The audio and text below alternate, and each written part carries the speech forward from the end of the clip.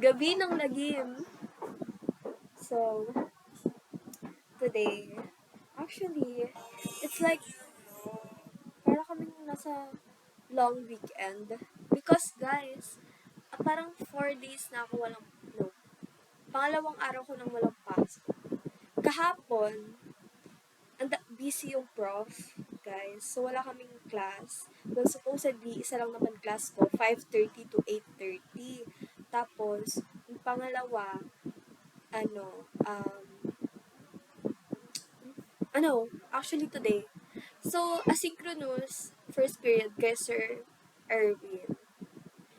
Erwin ba yung pangalan niya? Actually, I cannot remember.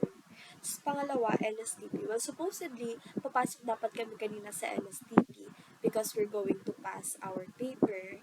Tapos, ayun, nag-chat si Sir na di pa siya makakapasok. So, di kami pumasok kanina. Tapos, yung PATFIT, since we're done na, hindi na kami pinapapasok. Kami na daw bahala since, guys. Tapos, Sunday, wala kaming class. Then, Monday, wala rin kaming class since wala naman talaga kaming class. Tapos, um, Tuesday, ang gagawin lang namin is continuation ng reporting and quiz.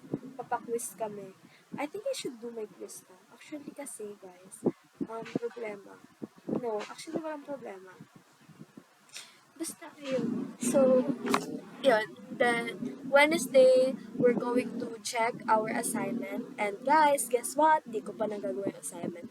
Because, first off, ang hirap. Second, di siya mahirap. Tinatamad lang ako mag-aral.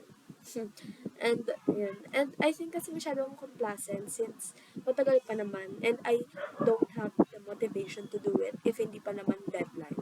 You guys get me? I'm just a girl. Tapos, Thursday, we're going to have our finals. Oh my gosh! Yeah, magpa-finals na kami sa RTH and we're going to pass our paper.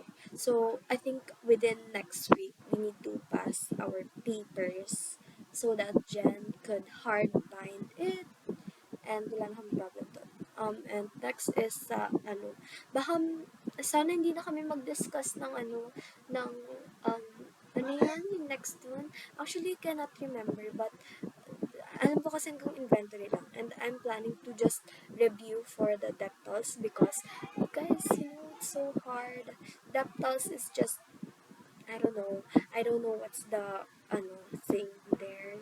If I'm gonna be staying sa BSA pa or not. But I'm trying my best and I'm pulling all the strings. I'm doing everything I can with just a phone addiction. That's one of the things that I need to fix about myself. So ayun, guys, maybe in the future, kapag pinanood ko na to, sana mapas ko yung deptals. And I'll be staying with my people sa BSA because girl, hindi ko kakayanin yung BSA without them and I really need their help. And okay lang kahit ma-B ako. Wag lang C because pag nag-C ka, it's like a 100% chance that you will go.